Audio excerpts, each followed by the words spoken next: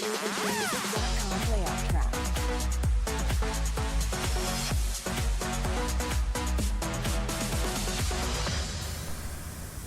नमस्कार दोस्तों, आप सभी का एक बार फिर स्वागत है हमारे इस यूट्यूब चैनल वीडिज़र पर।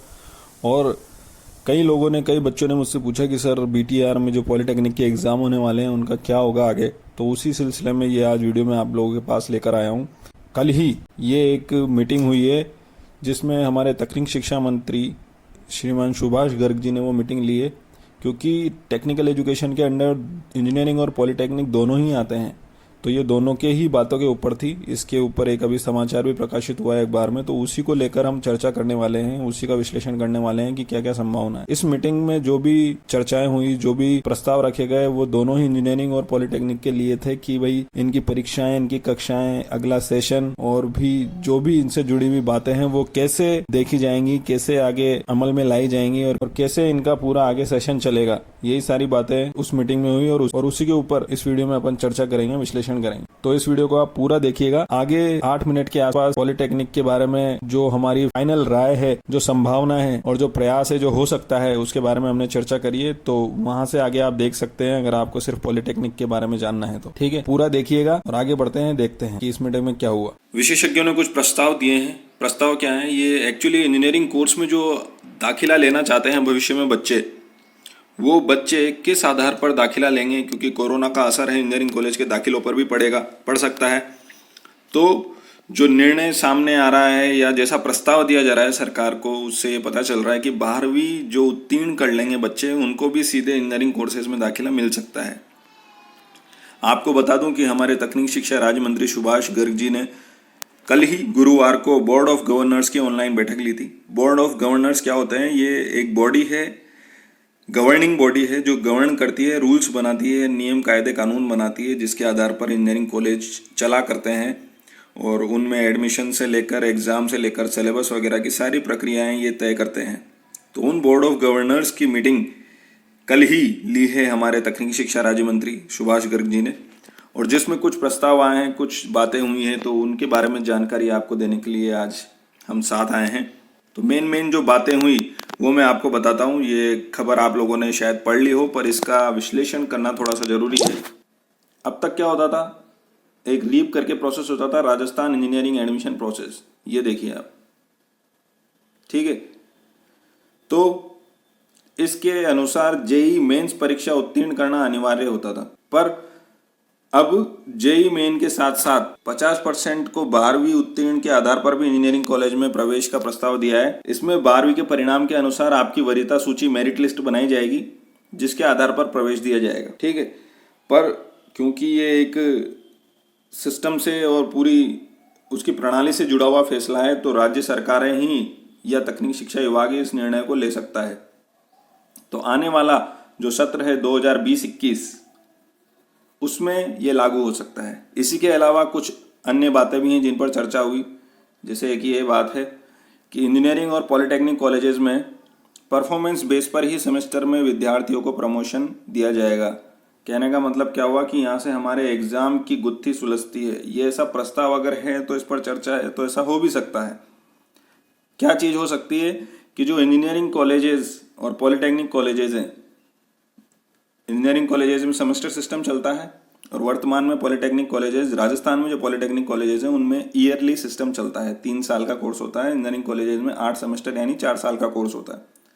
तो क्योंकि ये कोरोना का जो दौर चल रहा है, सोशल डिस्टेंसिंग को ध्यान रखना है, हमें सारे नियम पालन करने हैं, तो उनके चलते एग्ज़ाम कंडक्ट करवा पाना एक बहुत ही मुश्किल टास्क होगा। और अगर सोशल डिस्टेंसिंग का ध्यान रखते हुए कराया भी सही, तो वो ड्यूरेशन बहुत ज़्यादा हो जाएगा, क्योंकि बच्चों को दूर दूर रख पाना, दूर दूर बिठाना एक बहुत ही बड़ा टास्क है। तो इस बात पर भी चर्चा है कि परफॉर्मेंस के आधार पर ही, जो इनकी पूरे साल में और सेमेस्टर में परफॉर्मेंस रही है, उसके आधार पर ही इन्हें अगले ईयर में प्रमोट कर दिया जाए। पर जो फाइनल ईयर के छात्र हैं, उनको कैसे प्रमोट करेंगे या उनको कैसे डिग्री मिलेगी या उनको उनकी परीक्षाएं होंगी नहीं होगी, इस पर अभी थोड़ा सा संशय है। पर उम्मीद यही है, ऐसा हो सकता है कि फाइनल ईयर को छोड़कर जो पहले के ईयर्स हैं, इंजीनियरिंग के केस में फाइनल सेमेस्टर को छोड़कर शुरू के 7 सेमेस्टर, और पॉलिटेक्निक के केस में 3rd ईयर को छोड़कर शुरू के 2 ईयर, फर्स्ट और सेकंड ईयर को शायद प्रमोट कर दिया जाए मैं फिर दोहरा रहा हूँ, शायद प्रमोट कर दिया जाए, इस पर अभी चर्चा चल रही है। ठीक है। या एक दूसरा है कि इंजीनियरिंग कॉलेजों में ऑनलाइन और ऑफलाइन परीक्षा हो तो कैसे हो, इस पर भी चर्चा हुई है। जैसा कि मैं पिछले वीडियोस में भी बता चुका हूँ, अगर ऑनलाइन परीक्षा हुई तो आप ये मान लीजिए कि वो ऑब्जेक्टिव ही होगी। सब्जेक्टिव ऑनलाइन परीक्षा हो पाना अभी तो पॉसिबल नहीं है। और अगर ऑफलाइन परीक्षा हुई तो ये आप मान लीजिए कि आपको बीच बीच में पढ़ने का बहुत समय मिलेगा, क्योंकि जितने बच्चों की स्ट्रेंथ है उसके अनुसार बच्चों को टुकड़ों में बुलाना पड़ेगा, और अगर वो टुकड़ों में आएंगे तो आपको बीच में पढ़ने का मौका मिलेगा। शायद पेपर भी अलग अलग आ सकते हैं। मान लीजिए एक क्लास के अगर 2 टुकड़े कर दिए जाएँ तो एक टुकड़े का अलग पेपर आएगा, दूसरे टुकड़े का अलग पेपर आएगा, जैसा कि अपन कंपटीशन एग्जाम में देते हैं। आप लोगों ने सभी ने अगर एसएससी जेईई वगैरह के एग्ज़ाम दिए होंगे तो आप लोगों ने वहाँ देखा होगा कि, या इन एग्ज़ामों के बारे में सुना होगा आपने, तो आप लोगों को पता चला होगा कि सेम पोस्ट के लिए 7, 8, 10 दिन तक एग्ज़ाम चलते हैं। तो वो 8 दिन 10 दिन तक अलग अलग पेपर आते हैं जो एक लेवल के ही होते हैं, तो उसमें घबराने की बात नहीं है।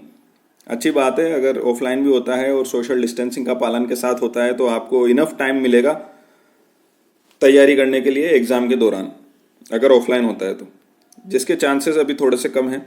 दूसरा जो मुद्दा उठा वो आगे के सत्र की क्लासेस को लेकर उठा कि तकनीकी शिक्षण संस्थाओं में आगे क्लासरूम्स कैसे लगेंगे। तो उस पर जो विशेषज्ञों ने राय दी है वो ये आ रही है कि वर्चुअल क्लासरूम्स लगाए जाएं, यानी कि आपकी ऑनलाइन स्टडी जो है, जो अभी भी ऑनलाइन चल रही है, वो ऑनलाइन स्टडी आगे एक्सटेंड हो सकती है।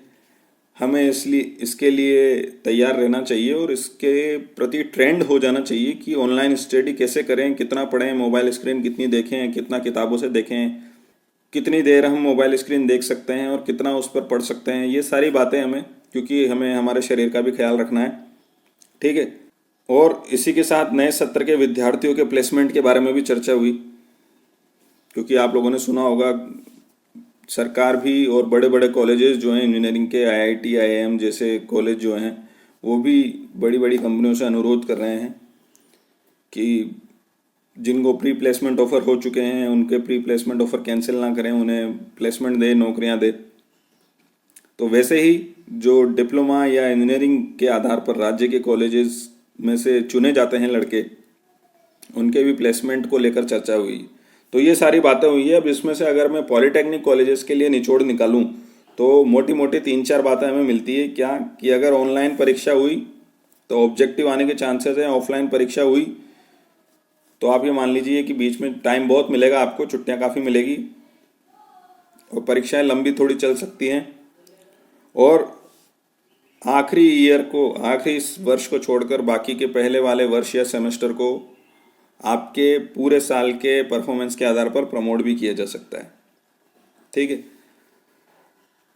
अब भविष्य में क्या छुपा है ये तो ऑर्डर आने पर ही पता चलेगा, परंतु ये तो तय है कि फाइनल ईयर वालों को तो तैयारी चालू रखनी ही चाहिए, उनको तैयारी में ब्रेक देने की ज़रूरत नहीं है। तो इसका मतलब ठीक है, पर इसका मतलब ये भी नहीं है कि फर्स्ट ईयर और सेकंड ईयर वालों को अपनी तैयारी रोक देनी है या उनको अब पढ़ने की ज़रूरत नहीं है। पढ़ना तो आगे है ही सही, तो पढ़ाई चालू रखो, क्योंकि हो सकता है फर्स्ट सेकंड ईयर वाले प्रमोट हो जाएं बिना एग्ज़ाम दिए, ऐसा हो सकता है, अभी कंफर्म नहीं है। परंतु ये पढ़ाई आपके आगे जब आप नौकरी के लिए टारगेट करेंगे, क्योंकि अगर डिप्लोमा कर रहे हैं तो नौकरी भी करनी है, तो जब नौकरी के लिए टारगेट करेंगे तो ये पढ़ाई काम आएगी, ऐसा नहीं है कि ये काम नहीं आएगी। तो पढ़ाई ना छोड़ें, पढ़ते रहें और डाउट हो तो पूछते रहें। ठीक। तो इसी तरह की जानकारी के लिए जुड़े रहिए हमारे यूट्यूब चैनल वी डिज़र्व के साथ, देखते रहिए, सीखते रहिए, प्रैक्टिस करते रहिए। Only with we deserve.